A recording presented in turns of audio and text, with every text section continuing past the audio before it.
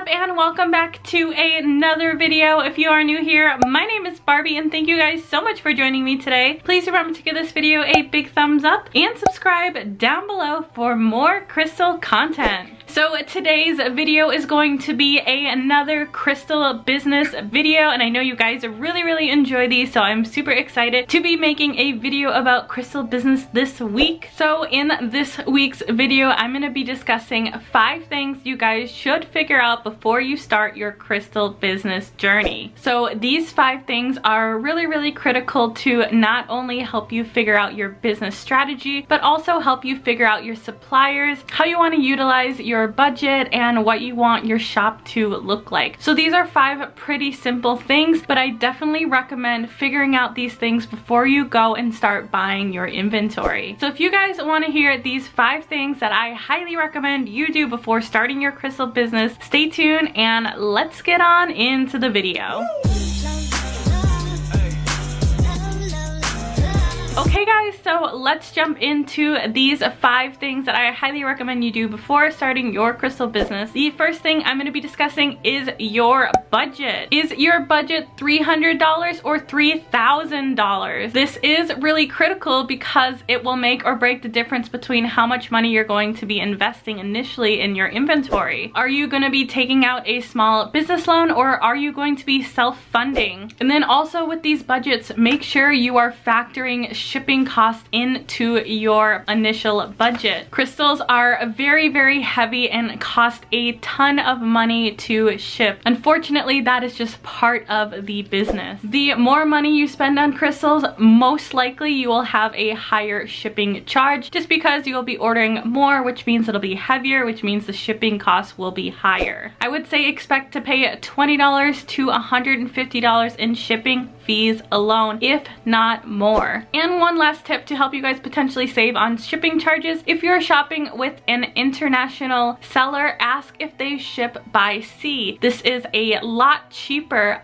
but it takes a lot longer to arrive. You have to kind of determine if you want your items quickly and you're willing to pay a little bit more, or if you want to save on shipping charges and you're willing to wait for your items to arrive. So for number 2, the next thing you're going to want to figure out is, are you going to be shopping with international suppliers or domestic suppliers? So domestic are local suppliers in the United States, and international suppliers are suppliers who work all over the world. Or do you want to shop with a combination of both? Either or is fine. I tend to shop with both international and domestic suppliers. So there are obviously some pros and cons with shopping with international and domestic suppliers. International suppliers tend to have lower prices on crystals, but also tend to charge more for shipping. Whereas in the United States, the crystal prices tend to be higher, but the shipping prices tend to be lower because the package isn't traveling quite as far. Another thing to know about US suppliers is they often require a tax ID to shop with them. This gives you the wholesale rate, otherwise you will receive the retail rate, which is sometimes double or triple what you are actually paying. So before you start shopping with domestic suppliers, you will need to get that tax ID in order. Now I will be covering more of this topic on my Patreon. If you guys are interested, I will leave the link in the description box down below. And one thing to know about international suppliers is they do not require a tax ID to receive wholesale prices, so this is a huge perk. But if you already have a tax ID, it doesn't really matter. So for the third thing that you should consider before opening your crystal businesses is, do you want to specialize in common or rare stones? You can find common stones from almost any supplier. Just make sure you're shopping around for the best quality and the best price. So when you're shopping for common stones, it does take a little bit more work because you have to invest a little bit more time into shopping around and making sure you're getting the best price and the best quality. This takes time, you guys. It is not like you can figure this out in one day. This could take weeks or months to find the right supplier who supplies the right crystals for you. Just speaking for myself, I am still always shopping for new suppliers. I have some suppliers that I rely on constantly for my inventory, but I'm still always looking for new suppliers with new techniques, and it takes a while to find a good one. So if you want to be specializing in rare stones, you're gonna need a more specialty supplier, and you'll most likely need a bigger budget because rare stones are often more expensive. I think ideally if you can carry both rare and common stones, that is the sweet spot, and your budget also is a little bit of a limiting factor. If you have a smaller budget, it's a little bit harder to specialize in more rare stones. And another thing you want to consider is, do you want to specialize in jewelry, cabs, bracelets, gemstones, in smaller cut pieces?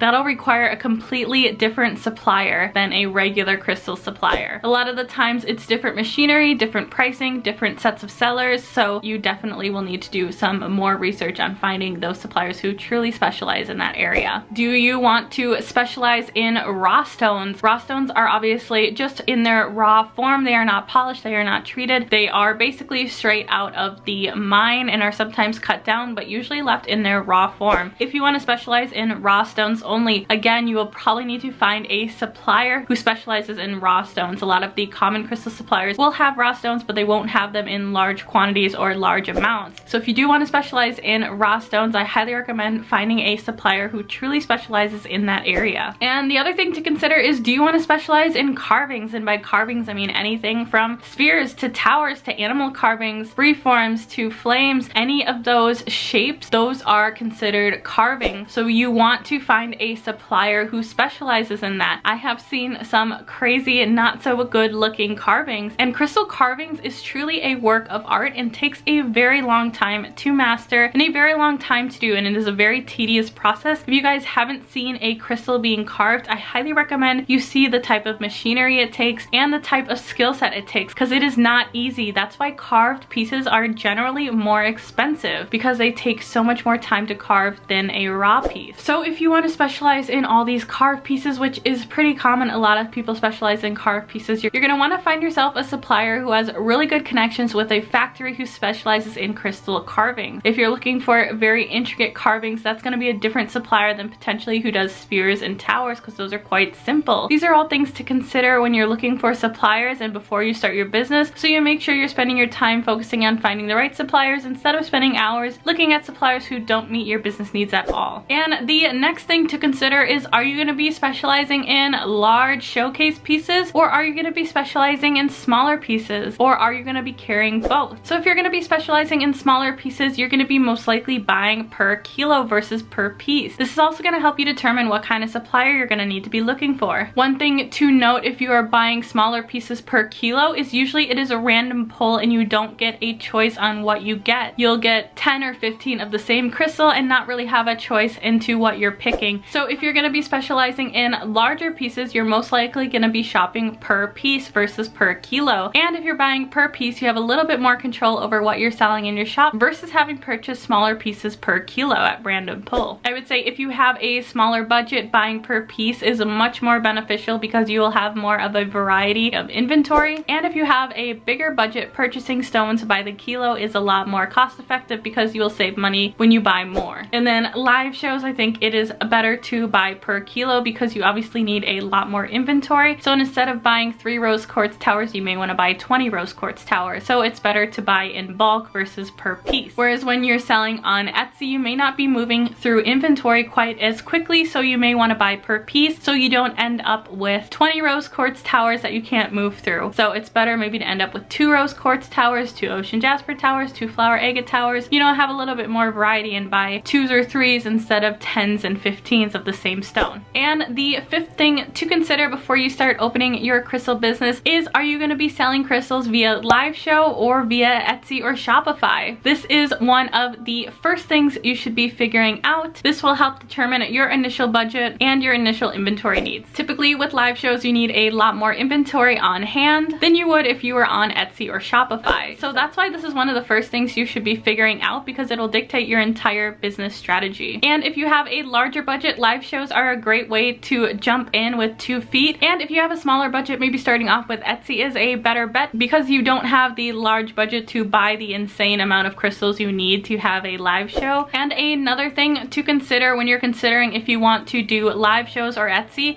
is what fits your lifestyle better. Do you have time to be spending hours and hours on live shows and hours invoicing and hours shipping and packaging? And I'm not just talking about 1 to 2 hours. I'm talking 5 to 6, potentially 7 to 8 hours on each of these things. So a course of potentially 3 days of dedicating to your crystal business. And another thing is, do you have a full-time job with long hours? You may not have the time to be going live on your weekends. You may want to actually spend your time relaxing from your full-time job. So this is another thing to consider before you decide if you want to do live shows or do Etsy. And do you have a family? Do you have kids who need help with homework and help with dinner? Do you want to spend time with your partner after you guys both have long days of work? Again, this is another thing to consider before you start jumping into wanting to do live shows, because Etsy may be a better fit for you. And of course, if you have kids, if you have a family, if you have a full-time job, you can always figure out a way to do live shows. You can always figure out a way to make it work with your timing. But I think a lot of people don't realize how much work live shows are and how much of a time commitment it is. So before you commit to buying huge bulk lots of crystals and saying, hey, I want to do a live show, make sure you have the time to do it, because otherwise you're going to be spending a huge amount of money on crystals for your live show. And if you end up not having the time for it long term, you'll just be stuck with all of those crystals and no way to sell them quickly to get the return on investment. Another thing to consider is how much time do you want to be spending on a small business that's not going to start making you a ton of money right away. Do you want to be spending a couple hours a week? Maybe the Etsy route is a better way to go. Or do you have a ton of free time right now and you have the time to grow and nurture a small business? Then the live show route is a great way to go. But there are a lot of things to consider when starting a business. Do you have the time, the budget, the desire, the work ethic? There's so much that goes into it, and small businesses take a lot of time regardless of whether you are selling crystals or not. Alright guys, that is everything for today's video. I hope you found this super helpful, especially if you are in the process of thinking about starting a crystal business. Even if you've already started, these are great things to go back and consider to kind of help you focus your business strategy, because at the end of the day, you do need to have a strategy to grow. And if you guys enjoyed these videos, I have a Patreon where I'll be making custom, more in-depth business content on there. I will leave a link in the description box down below, but this is exclusive content that will be only on my Patreon and that you will not see on my YouTube channel. So if you need additional business help, I am always there for you on Patreon. And if you guys enjoy this type of content, please make sure to give it a big thumbs up and subscribe down below for more crystal content. And I will see you guys on the next one. Bye!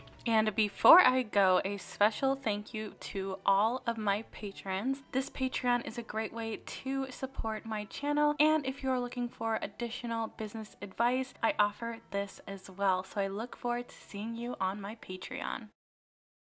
Behind closed doors, I'm a fool for your love.